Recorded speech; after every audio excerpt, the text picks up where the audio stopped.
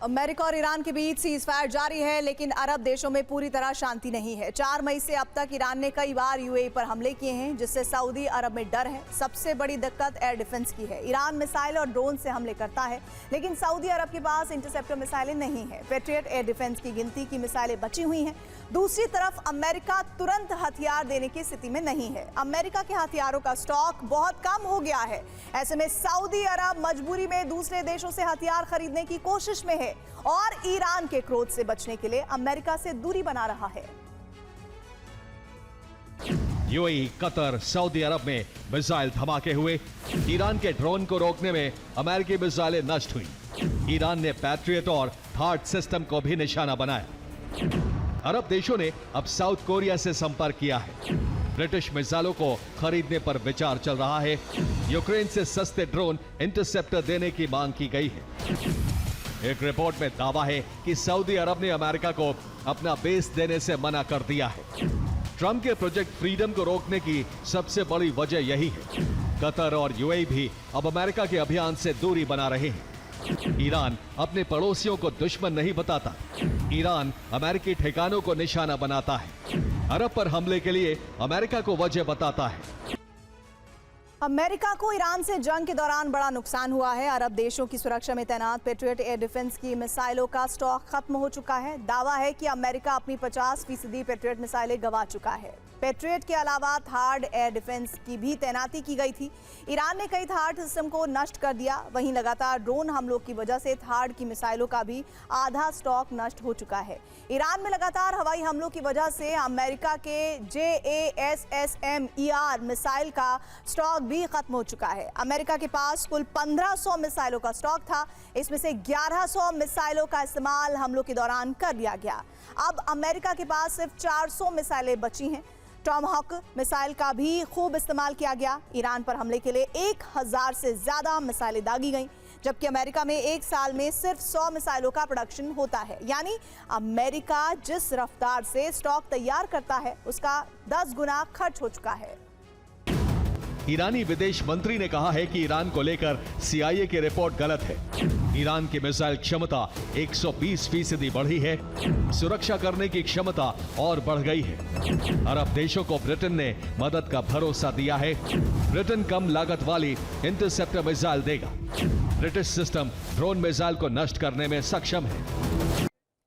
Saudi अरब ने अब दक्षिण कोरिया से संपर्क किया है। दक्षिण कोरिया से KM-SAM एयर डिफेंस सिस्टम पर बात चल रही है। दक्षिण कोरिया से सऊदी को डिफेंस सिस्टम की सप्लाई हो सकती है। दक्षिण कोरियाई सिस्टम 40 किलोमीटर रेंज में टारगेट नष्ट कर सकता है। दक्षिण कोरिया का एयर डिफेंस एक साथ कई टारगेट नष्ट कर सकता है। यूएई में इसका इस्तेमाल हो रहा है, जिससे अरब देशों में KM-SAM एयर डिफेंस को लेकर भरोसा बढ़ा है। अरब में शांति के लिए ईरान के शर्तों पर अड़ने से ट्रंप की मुश्किल बढ़ी तो जरूर, लेकिन ट्रंप प्रशासन ने इस मुश्किल से निकलने का एक ऐसा रास्ता तैयार कर लिया जिसने संपूर्ण अरब की सुरक्षा दांव पर लगा दी।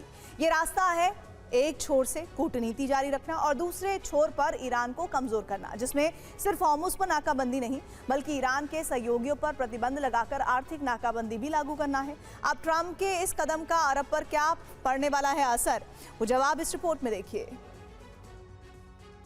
यूएस ने समुद्री सीमा घेरी, अरब में बजी रणभेरी।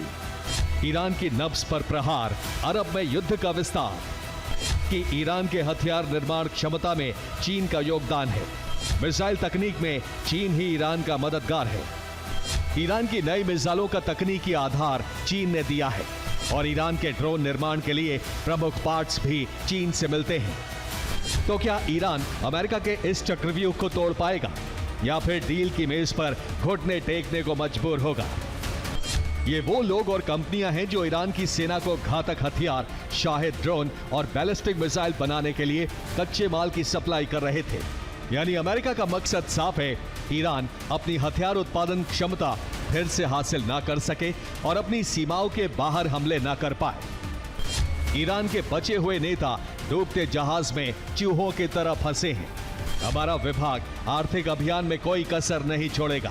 ट्रंप के नेतृत्व में हम ईरान को हथियार मुहैया कराने वाले विदेशी लोगों और कंपनियों पर कार्रवाई लगातार जारी रखेंगे। दावा है कि ईरान को हथियार दिलाने में सबसे बड़ी भूमिका चीन और हांगकांग की कंपनियों की है। चीन की योशिता कंपनी ईरान की ताकत के केंद्र सीडीपीआई के लिए बिचौलिए का काम कर रही थी। सीडीपीआई ने ही चीन से मैनपैट समेत घातक हथियार खरीदने का प्रयास किया, जबकि हांगकांग की मुस्ताद लिमिटेड कंपनी ने सीधे तौर पर IRGC के लिए लाखों डॉलर के हथियारों की खरीद को सुगम बनाया। दावा यह भी है कि चीन की हीटेक्स इंसुलेशन निंगबो कंपनी PESC को ही कार्बन फाइबर और दूसरी सामग्री सप्लाई कर रही थी और अमेरिका ने इसी हीटेक्स कंपनी के चीनी प्रतिनिधि ली जिनपिंग समेत कंपनी पर बैन लगा दिया। वहीं दूसरी तरफ अमेरिका कूटनीति का नया खेल भी खेल रहा है। डील के मुद्दे में 30 दिन ईरानी बंदरगाहों पर आर्थिक नाकाबंदी कम करना भी शामिल है। दूसरे विश्व युद्ध का विजय दिवस 9 मई को मॉस्को के रेड स्क्वायर में मनाया गया। इसके मंच से पुतिन ने नेटो के खिलाफ अपने मिशन का ऐलान कर दिया। इस समारोह पर यूक्रेन के ड्रोन हमलों का खतरा मंडरा रहा था, इसीलिए हर साल की तरह रूस की एटमी मिसाइलें और आधुनिक टैंक तो नजर नहीं आए। हालांकि समारोह से पहले ही पुतिन ने 8 से 9 मई को सीज फायर का ऐलान कर दिया था, लेकिन यूक्रेन के हमलों की आशंका के मद्देनजर रूस ने अपने शक्ति प्रदर्शन को सीमित रखा। कि परेड की अवधि तक रेड स्क्वायर क्षेत्र में यूक्रेनी हथियारों का प्रयोग नहीं किया जाएगा। मॉस्को शहर की सुरक्षा के लिए अतिरिक्त डिफेंस सिस्टम तैनात किए गए। इसके साथ ही वीवीआईपी इलाकों में अतिरिक्त फोर्स तैनात की गई। लेबनान और गाजा के फ्रंट पर इजराइल कूटनीतिक कदम उठा रहा है, लेकिन हालात बता रहे हैं कि यह कदम सिर्फ दिखावा है। नेतन्याहू का मकसद कुछ और है। मकसद है हमास और हिजबुल्लाह का विनाश, जिसे झुकाने के लिए एक तरफ कूटनीति हो रही है तो दूसरी तरफ इजराइल उन्हें हमले के लिए भी उकसा रहा है। हालांकि अब भी लेबनान के फ्रंट पर स्थिति बिगड़ी नहीं है, लेकिन गाजा के फ्रंट पर नेतन्याहू ने कुछ ऐसा किया है जिसने युद्ध विस्तार की जमीन तैयार कर ली है। कैसे, इस रिपोर्ट के जरिए आप समझिए।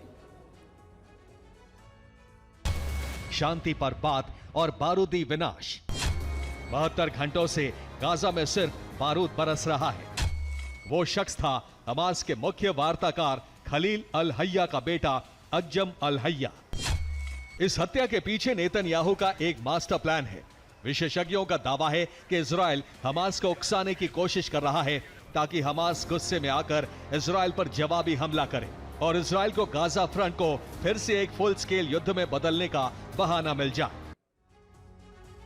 ईरान युद्ध को लेकर राष्ट्रपति डोनाल्ड ट्रंप और पोप लियो 14वें के बीच तनाव को कम करने का अभियान शुरू हो गया है। कमान ट्रंप के भरोसेमंद और अमेरिका के विदेश मंत्री मार्को रूबियो ने संभाली हुई है जिम्मेदारी। ट्रंप ने पहले पोप को टिप्पणियों की आलोचना की थी। पोप लियो ने शांति और बातचीत का आह्वान करते हुए इसका जवाब दिया था।